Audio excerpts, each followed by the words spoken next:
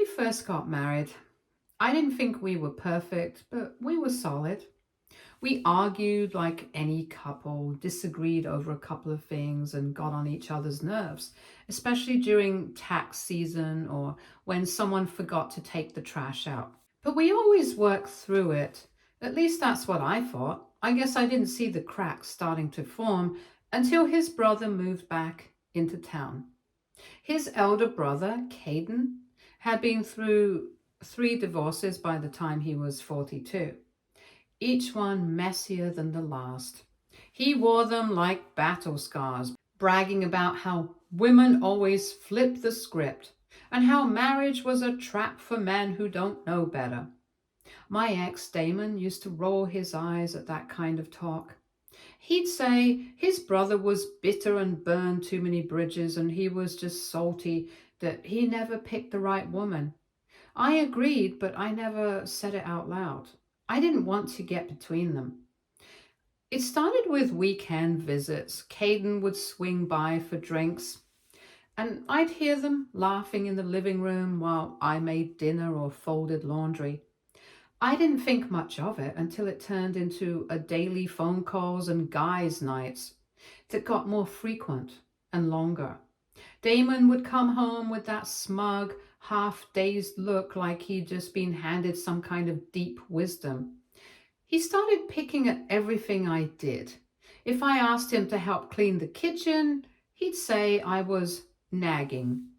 If I told him I was tired from work, he'd say I was being dramatic. One night, he told me that I sucked the fun out of everything and that I always had to be in control. I brushed it off at first, thinking maybe he was stressed, but it wasn't stress. It was Kaden feeding him poison in the form of advice. He once told me that Kaden had opened his eyes, that he'd been blind to my manipulation. I didn't even know what that meant. I never once told Damon what job to take, where to go, or who to hang out with. If anything, I was the one always adjusting my schedule, canceling plans to accommodate his career moves and his social life. Things spiraled quickly after that. Damon became distant, cold. He stopped kissing me goodbye in the mornings. He stopped coming to bed on time, always staying up late, scrolling through something on his phone, laughing at texts I wasn't privy to. I didn't snoop. I didn't accuse. I tried talking to him, just honest conversations, asking if he was okay, if something was bothering him, if we needed to work through something. He always brushed it off and said I was overreacting. Then one morning he sat me down at the dining table, didn't even make eye contact, and told me he was filing for divorce, just like that. No warning, no mention of couples counseling or taking space or anything like that, just straight up divorce. He said he felt trapped, that he'd been living a lie and had finally realized that I wasn't the right person for him. He said we were fundamentally incompatible and that the marriage had been a mistake from the beginning. His tone was rehearsed, like he'd practiced it in the mirror, or worse, with Kaden. I didn't cry. I just sat there stunned while he pushed a printed document across the table. It was already drafted. I didn't even know he'd seen a lawyer. The weirdest part was how calm he was, cold even, like he was doing me a favor. He said he was trying to be amicable and civil, and that this was the best way forward for both of us. I didn't say much. I couldn't. I felt like I was watching it happen to someone else. The next few weeks were a blur. I moved out because I couldn't stand being in that house with him, walking around like nothing happened. I stayed with a friend while I started looking for a small place of my own. Meanwhile, he posted on social media about starting fresh and how freedom feels good. He even posted a picture of himself and Kaden with matching beers and the caption, "Brothers before baggage." I remember seeing that post and just closing my phone. Not because it hurt, but because it was so pathetic. He was a grown man, celebrating his divorce like it was spring break, while the guy cheering him on had 3 failed marriages behind him and nothing to show for it but a couch to crash on and a neck tattoo he kept covering up in job interviews. People around us started taking sides. Some reached out to me quietly, saying they were sorry and that they didn't understand what Damon was thinking. Others just disappeared, but I didn't chase anyone. I let it all happen. I signed the papers. I didn't argue for more money or fight over the car. I just wanted peace. I remember the day the divorce was finalized. Damon sent a short text. "It's done. Good luck with everything." That was it. No remorse, no closure, just a casual farewell like we were co-workers parting ways after a project ended. I didn't reply. I just took a walk by myself that afternoon.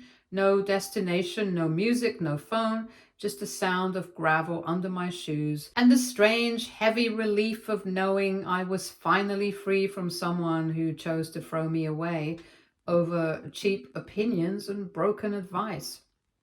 What he didn't know, what he still doesn't understand, is that you can't undo this kind of betrayal.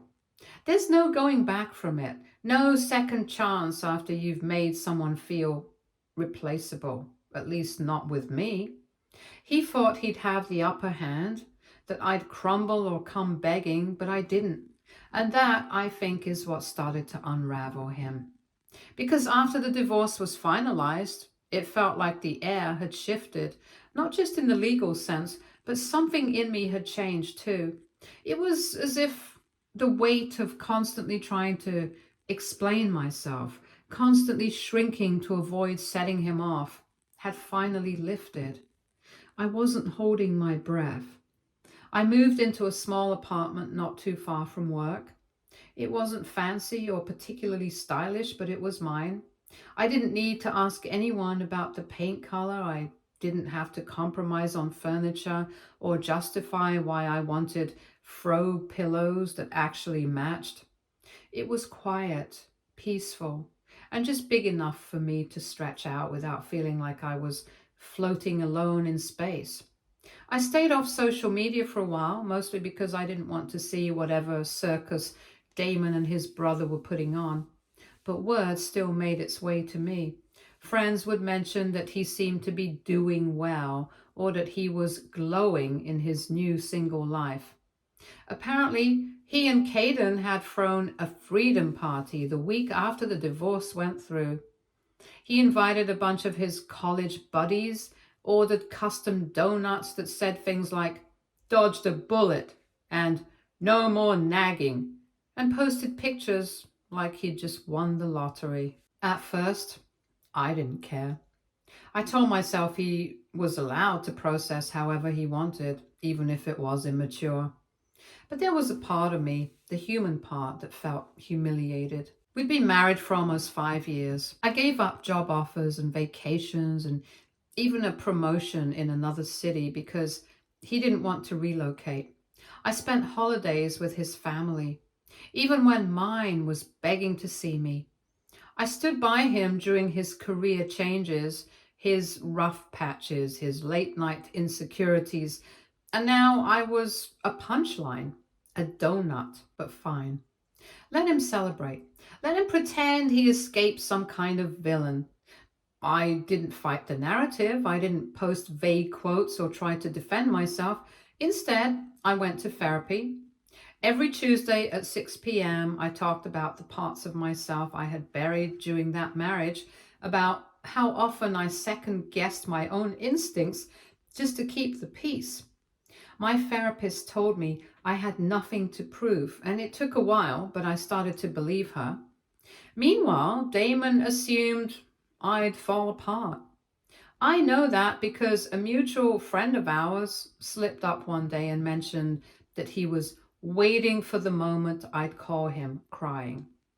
Apparently, Kaden told him that women always come crawling back, especially when they realize they can't handle life alone. Damon believed it. He told people that I was too soft too dependent and too high maintenance to last without him. I didn't bother correcting anyone, I just focused on rebuilding.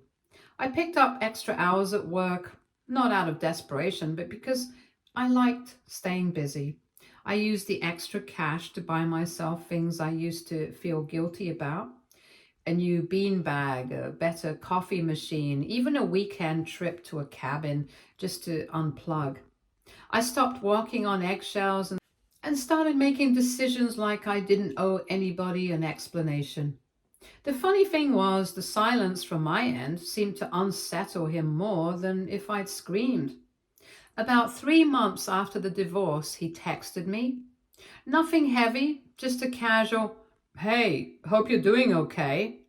I stared at it for a while, unsure of what he wanted. Conversation, closure, a breadcrumb to pull me back in?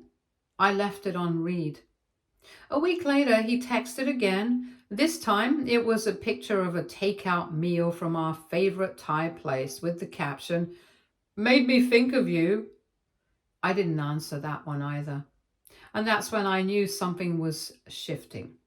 Damon wasn't as confident as he had acted. The victory lap was wearing thin, and real life was starting to creep in.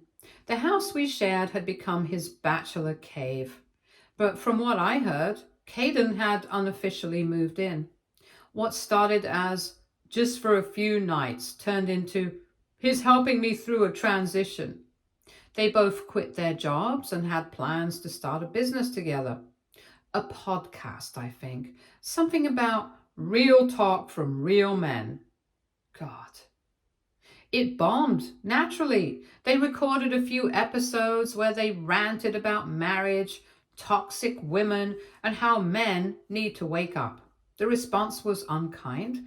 Listeners dragged them for being bitter and out of touch. One reviewer called them two uncles yelling into a mic after 3 beers. By the third episode, they quietly stopped uploading. Damon started to look tired. Even in pictures, you could see it in his face, the weight of someone who expected a victory parade and instead got a long, awkward silence.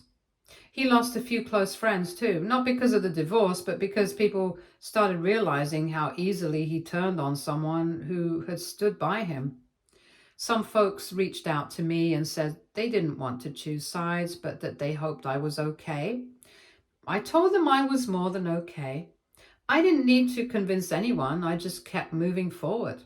I started reconnecting with people I drifted from during the marriage, old college friends, former co-workers, even my cousin who used to tell me I'd gotten too quiet after I got married. They all said the same thing now, that I looked more alive, lighter, happier, and I was. It wasn't some dramatic overnight glow up, but piece by piece I was finding myself again.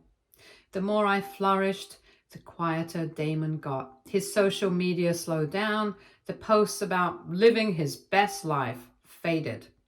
There were no more party photos, no smug captions, no check-ins at bars or brunch spots.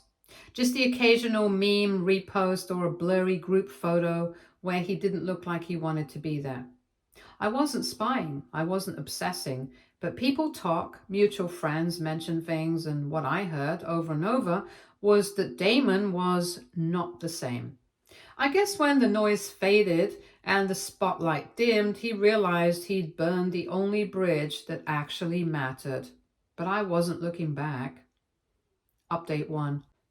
By the time summer rolled around, I had gotten used to living alone, not just physically, but mentally. There were no more sudden loud voices in the hallway, no random lectures about how I was too emotional, and no passive-aggressive sighs when I did something he didn't like. The silence wasn't lonely, it was peaceful. I could actually hear myself think. Meanwhile, Damon had started unraveling. I didn't have to stalk his page to know things weren't working out for him. People kept talking, not in a cruel way, more like confused concern. His brother, Kaden, the self-appointed expert in all things manhood, had moved out after a fight that supposedly ended with Damon throwing a glass across the kitchen. A neighbor told one of my friends she heard shouting for 3 nights straight. Kaden went back to his third ex-wife for a while. I almost laughed when I heard that. So much for free man living. I guess even walking red flags have their limits. But Damon? He stayed behind in the house we once called home, trying to turn it into a version of freedom he never really wanted. From what I gathered, his new job was on shaky ground too. After missing a few deadlines and calling in sick more than usual, they cut his hours. That might have been the final straw for his ego. That's when he started reaching out again, not just with subtle, hope you're doing good texts, but actual messages that sounded almost nostalgic. He said he missed talking to me. He said he kept seeing things that reminded him of us. He even said he'd been thinking a lot about the choices he made, and that maybe he hadn't been in the best headspace back then. I didn't respond. Not because I was bitter, but because I had nothing to say. What could I possibly say to someone who broke me down so easily just because his brother, a man who can't keep a goldfish alive, told him I wasn't worth the effort? But Damon wasn't used to being ignored, not by me. I think that's what really got to him. The fact that I wasn't crying, wasn't begging, wasn't showing up in his inbox trying to win him back. It chipped away at whatever pride he had left. One weekend, I bumped into him at a mutual friend's birthday gathering. I hadn't planned on going until the last minute, and I almost turned around when I saw his car parked outside, but I told myself I wasn't hiding from anyone, not anymore. He looked tired. That was the first thing I noticed. There were bags under his eyes. His shirt was wrinkled like he hadn't ironed it in weeks, and he had this look, not of anger, not of arrogance, but of confusion, like he didn't quite know what to do now that his freedom didn't feel as sweet as he imagined. He tried to play it cool, gave me a slight nod, made some small talk with someone nearby, but I could feel his eyes flicking back to me every few seconds. Eventually he came over and said hi, asked how I was doing, told me I looked different. I just smiled and said I'd been doing fine, which was true. Then he asked if we could talk sometime, like really talk. Said he had some things he needed to get off his chest. I shrugged and told him maybe another time, and then walked away before he could say more. The old me would have stayed. The old me would have felt obligated to hear him out, to make him feel better, to not leave him hanging. But I wasn't that person anymore. I wasn't his wife anymore. After that, his messages got bolder. He sent long paragraphs talking about the good times we had, about how he didn't realize how much I did for him until it was gone. He said he'd been influenced and misled, and he used the word brainwashed more than once, as if that somehow excused his choices. He even said that Kaden had manipulated him out of jealousy, claiming that he never liked me because I kept Damon grounded, and Kaden didn't want anyone around who had their life together. I didn't reply to that one either. Instead, I focused on myself. I started small side hustle, something I'd always wanted to do but never had time for when I was running around trying to keep someone else's life together. I took weekend hikes, joined a book club, and even reconnected with a friend from college who invited me to a local networking group. Damon must have sensed that I was moving forward without him, because that's when he tried the next tactic, guilt. He sent me a message saying he'd lost everything and that I was the only person who truly knew him. He said he felt hollow and that life didn't feel real anymore. He said he made the biggest mistake of his life and wanted us to get married again, to start over, that he would do it right this time, that he'd changed. I just stared at the message, dumbfounded, not because I was tempted, but because it was the first time he realized that the consequences weren't temporary, that I wasn't just a phone call away, that divorcing me didn't come with a reset button. He had chosen to believe the one man in his life who couldn't even keep his own relationships intact. And now that reality had settled in, he wanted a do-over. But life doesn't work like that. I didn't reply. Instead, I set my phone down and opened the window. The air smelled like spring, like beginnings, not returns. Let him sit with it. Update 2. It had been months since Damon first asked me to marry him again. He kept trying, not every day, but often enough that I had to mute his number. He sent voice notes, texts, and even a photo of a handwritten letter. In it, he said he finally realized how deep his mistake went, that he had let the wrong person walk away, and how he couldn't stop imagining what life would be like if we just hit reset. But the thing is, I had hit reset, just not with him. I never answered. I never gave him the reaction he wanted. That, I think, made it worse for him. Soon enough, he started showing up. The first time was at an art pop-up event at a local community market I was attending with a friend. I was helping her. I was setting up a display table, busy taping down the price tags when I saw him standing near the edge of the crowd, hands shoved in his pockets, watching me like he'd never seen me before. He didn't say anything that day, just stood there for a while and left. I brushed it off. Maybe he finally understood it was too late. But then he came to my apartment building. He waited in the parking lot, sitting on the hood of his car with a plastic bag full of my old stuff, a mug, a sweater, and some random books. Things I hadn't asked for. When I saw him from my window, my stomach twisted. I didn't go down. I texted him to leave the bag at the door and go. He stayed another 10 minutes before driving off.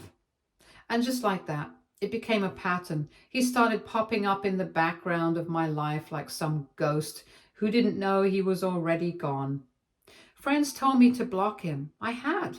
But the messages came from different numbers, social media accounts, even an email once. He wasn't threatening or mean. He was just persistent, delusional even. Eventually I gave in, not because I missed him, but because I was tired. I agreed to meet him for coffee in a public space where I could leave easily if things got uncomfortable. He looked like someone who finally saw the damage but couldn't figure out where to start patching it. He thanked me for showing up, said he didn't expect me to say yes. I told him I hadn't said yes. I just said I'd listen. He nodded slowly and admitted he didn't deserve that much. He said he had been blind, weak, and too easily swayed by someone who thrived on chaos. That Kaden had gotten into his head, twisted every little frustration he had ever vented into reasons why our marriage was doomed. He told me he missed my presence, my calm, my way of grounding him when everything got messy. Then he said the words he must have rehearsed 100 times in his head. He wanted us to get married again. Not just date, not just talk, married. He said he wanted to start over with a clean slate, now that he'd seen the light. And for the first time in this entire mess, I laughed. Not a mocking laugh, just disbelief. I told him he didn't miss me. He missed the version of his life where someone else carried the emotional weight. He missed stability, peace, and a quiet home that didn't feel like a battlefield. He missed being loved unconditionally. But he didn't miss me, the person. He missed what I gave him. And now that no one else was stepping in to do the heavy lifting, he suddenly remembered my worth. I said I wasn't a backup plan for when freedom turned out to be lonely. He got quiet, looked like he wanted to argue but couldn't because he knew it was true. He asked me if I'd really never considered giving him another chance. I told him no, not once. He had every opportunity to think for himself back then. I wasn't some mystery he had to figure out. I had been loyal, open, and honest from day one, and yet when the time came to choose between me and his brother's opinion, he picked the man who couldn't even stay in his own relationships. And he picked him easily. I reminded him how fast he filed those divorce papers, how he moved through it like it was a minor inconvenience, like our marriage meant nothing the moment someone planted doubt in his head, and now he expected me to forget that? He started tearing up, said he hated himself for what he did, that he couldn't sleep at night, that he would never find someone like me again. I told him that was the first honest thing he'd said. Then I stood up, thanked him for the coffee, paid, and left. Not because I was angry, but because I had finally said everything I needed to say. There was no hatred left in me, just closure. After that, the messages stopped. I think it finally hit him that the woman he used to know was gone, not just from his life, but from the version of herself that once would have taken him back. I wasn't her anymore. I was someone who had learned to love her own peace more than any broken promise. Update 3. As I said previously, after that final coffee meeting with Damon, my life became noticeably quieter. No more messages, no more surprise appearances, no more late night calls or accidental run-ins at the places he knew I frequented. Just silence. And it was beautiful. It gave me the space I hadn't realized I'd been craving. I started painting, not as therapy, but as ambition. My apartment transformed into a bright, chaotic little studio full of canvases and paint-streaked jars. I'd gone from the woman whose husband walked out on her to someone with a purpose that didn't revolve around being someone's wife. It felt right. But just as I was beginning to believe the storm had passed for good, I got a call one evening from Damon's mother. We hadn't spoken in almost a year. She started the conversation with pleasantries I didn't return. Then she sighed, her tone suddenly shifting from awkward to anxious. She said Damon had been in a car accident, not life-threatening, but enough to shake him. A few cracked ribs, a concussion, and a whole lot of regret apparently poured out while he was in the ER. He'd asked for me. I stood in my kitchen with the phone pressed to my ear, listening to this woman who never much liked me when we were married, now trying to play mediator between her son and the ghost of his past. She said she wasn't asking me to take him back. She just thought I'd want to know, that maybe I'd like to hear from him one last time now that he finally understood everything. I told her I appreciated the update, but I had nothing left to say to him, not even now, and I meant it. But a week later, a letter showed up at my door, handwritten from Damon. His handwriting was shaky, like he'd written it while still on pain meds. It rambled for pages about the accident, the realization of how empty everything felt, how he had driven to his brother's house the night before the crash and just sat outside, watching Kaden stumble around in his third failed relationship in under 2 years. He said it finally clicked. Kaden wasn't wise. He wasn't insightful or protective. He was bitter, jealous, the kind of person who wanted company in his misery. And Damon? He had followed him off a cliff with blind trust. The letter ended with a line I'll never forget. I lost my wife trying to be someone else's version of a man, and now I don't even know who I am anymore.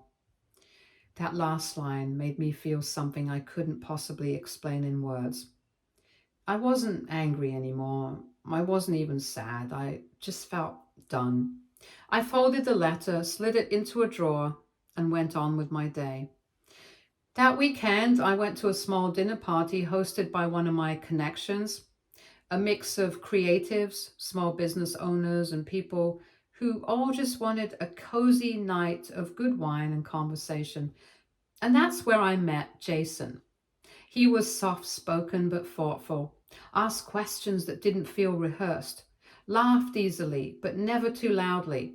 When he found out I was an artist, he asked what my favorite failed painting was. Not a favorite successful one, a failed one. We talked for 3 hours that night. The connection wasn't instant fireworks or fairy tale romance. It was steady, warm, curious. I wasn't seeing someone through the lens of comparison to Damon. I wasn't measuring what I could fix or manage or avoid. I was just existing, and it was enough. A few weeks passed. Jason and I went on a few more dates. Nothing serious, but it felt like something that could be. Then one afternoon, I ran into Damon. It was purely accidental, a bookstore I hadn't visited in a while. He was sitting in the corner reading something about mindfulness. His face was bruised, healing, but still marked from the crash. He looked up and froze. I gave him a small nod, more out of politeness than warmth, and turned to leave. But he called out softly, asked if we could talk for just a moment. Against my better judgment, I walked over. He didn't ask me to come back, not this time. He just said he was sorry, that he wished he had been braver, smarter, kinder. He said that if I ever decided to marry again, he hoped the man truly saw me, really saw me. I thanked him. And then, just before I turned to go, I gave him a gentle truth I knew he wasn't expecting. I told him I already had someone who saw me, someone who didn't need a second chance to get it right. His face paled, but he didn't protest. He just nodded, eyes a little wet but calm, and that was the last time I hoped I ever saw him. Stay tuned for more stories from our girl relationships.